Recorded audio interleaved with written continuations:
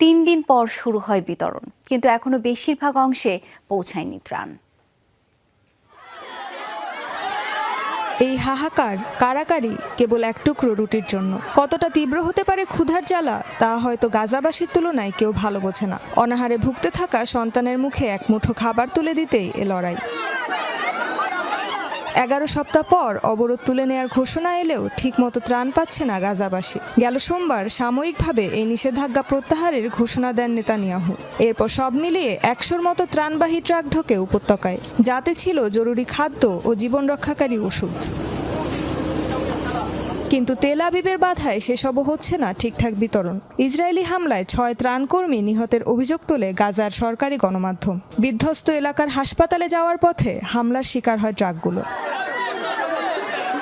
অবশেষে 3 দিন পর বৃহস্পতিবার গাজার দক্ষিণাঞ্চলে কিছু পরিমাণ খাদ্য সামগ্রী বিতরণ করা হয়।